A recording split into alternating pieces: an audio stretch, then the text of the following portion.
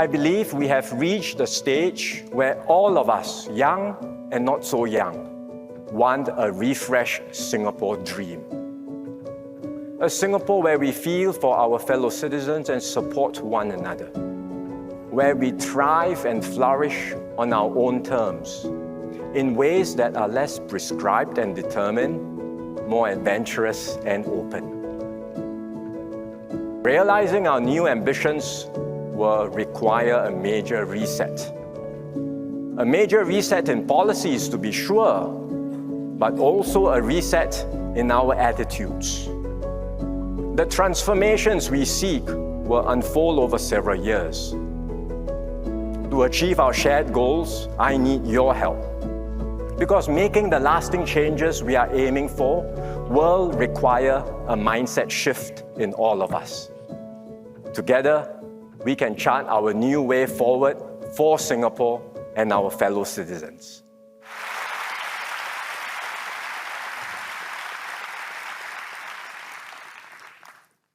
When paternity leave was introduced more than a decade ago, only about 25% of fathers took it up. Just 1 in 4. Today, more than half do, so it's more than 1 in 2. That's a big improvement. But it still means that close to half of fathers don't take their paternity leave. We can do better. Tonight, I will give this a further push.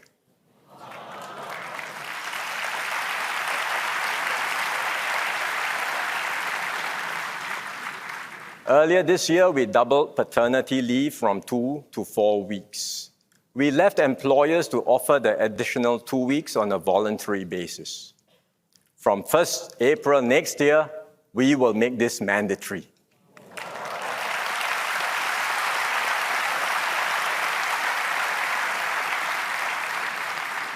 That means if fathers apply for leave, employers must agree. So I hope all fathers make good use of the 4 weeks to spend quality time with your babies.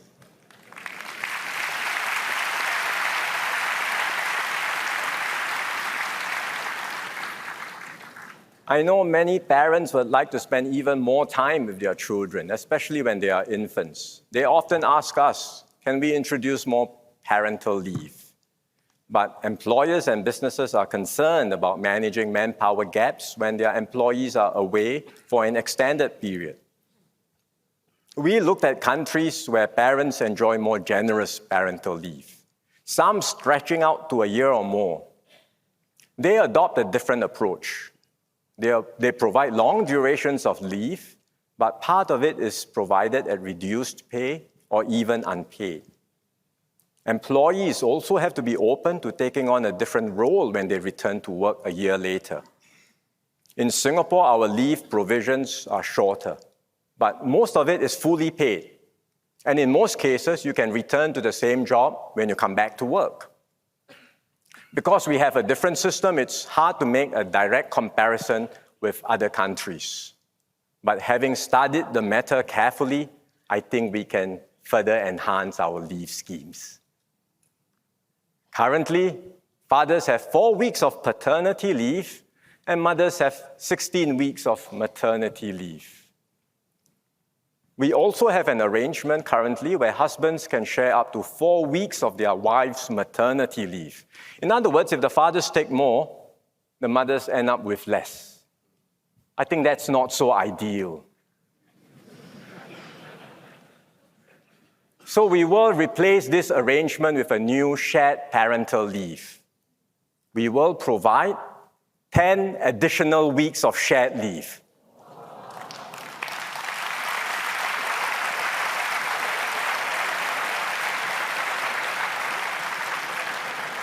The additional leave will be shared between parents, so either fathers or mothers can take it. This is a big change, and we've engaged employers. They have asked for some time to adjust to it. So we will roll this out in 2 steps. We will start with 6 weeks for babies born from 1st April 2025, and we will increase this to the full 10 weeks a year later.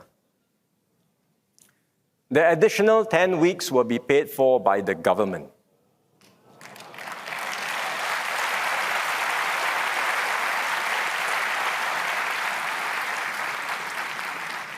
In other words, fathers have 4 weeks, mothers have 16 weeks. On top of that, both have 10 weeks to share between them. That's 30 weeks, or about 7.5 months of paid leave, which parents can take to spend time with their children.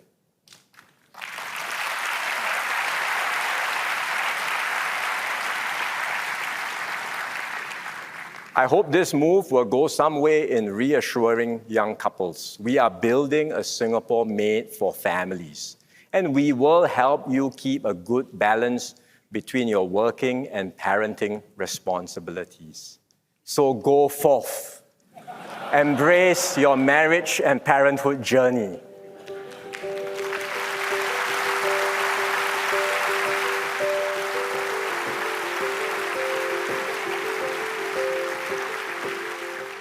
Another new move we will make under SkillsFuture is to help those who become involuntarily unemployed. For example, when they are retrenched or when their companies go bust. We have been studying this for some time. Some countries have unemployment insurance, but the experience has not always been positive, because after getting a generous benefit, the person might find it more attractive to stay unemployed than go back to work. That's why the government has always been wary about such schemes. But we also know that losing a job is a major setback, which can seriously destabilize workers and their families. And we have to do something to lessen the strain on those who are affected. That's why we searched for an alternative. Just as we created workfare instead of welfare, what would be better than unemployment insurance? How can we help in a way that minimizes the negative outcomes we have seen elsewhere? We discussed this with our brothers and sisters from NTUC and the labor movement who have been championing this initiative for some time. Now, we are ready to introduce a new SkillsFuture Jobseeker Support Scheme. The scheme will focus on helping lower and middle income workers. If you lose your job, we will provide you with temporary financial support. How much? In total, up to $6,000 over a period of up to 6 months.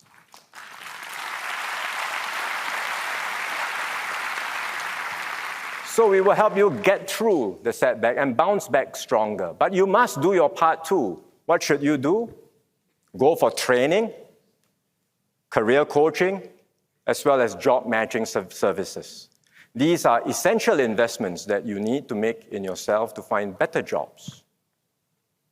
So this is the essence of our renewed social compact. We will have your back. We will stand by you. But you too must take responsibility for your actions and make an effort to pull yourself up.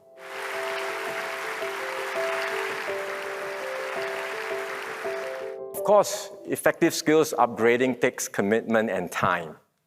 You cannot become an expert just by going for a 1 or 2 day course.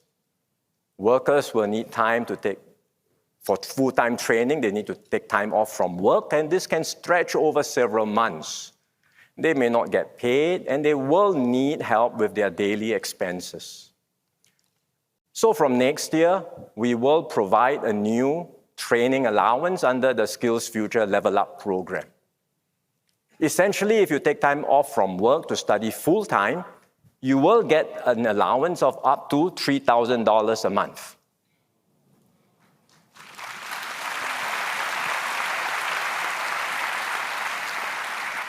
Every Singaporean aged 40 and above can benefit from this. Many of you in this room, I'm sure. And you have 24 months worth of allowance, everyone.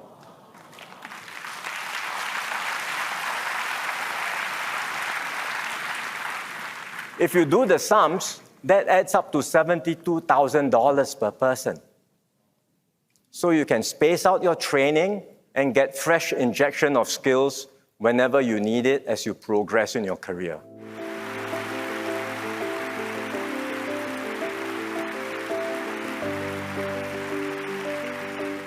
At the same time, there are students with higher abilities. They can go faster. we should also support them and stretch them to their full potential. We started the Gifted Education Program, or GEP, in 1984 to nurture these students. We have gained useful experience and lessons and updated our approach along the way. For example, in 2004, we changed the GEP for secondary schools. Instead of one centralized program, we empowered schools to conduct different programs to benefit more high-ability students. This has worked well. But for primary schools, we've continued to identify and pull out the students for GEP and place them into 9 primary schools. After 40 years, I think it's time to update the GEP. So we will discontinue the current form of GEP in primary schools, and we will replace it with a new approach to stretch students with higher abilities across all our primary schools.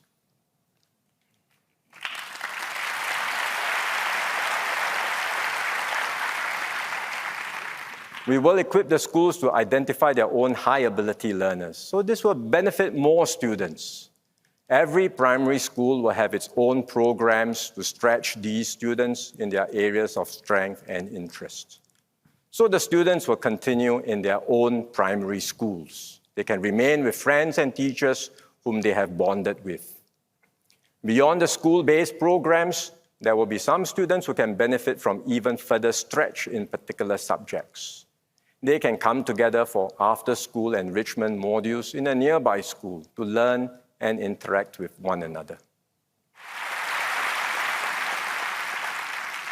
This is a significant change, but it is also consistent with our philosophy in education. Every child is different. They come into our school system with different abilities. We take care of all of them, not just the early bloomers and high-ability students, but also those like me growing up in the heartlands, attending PCF kindergartens and neighborhood schools.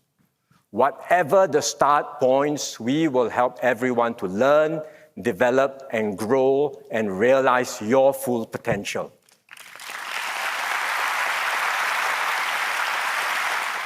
Can Singapore endure in this troubled world? I believe the answer is a resounding yes.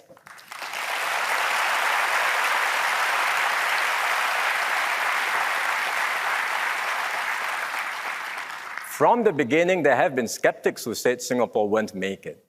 But we did.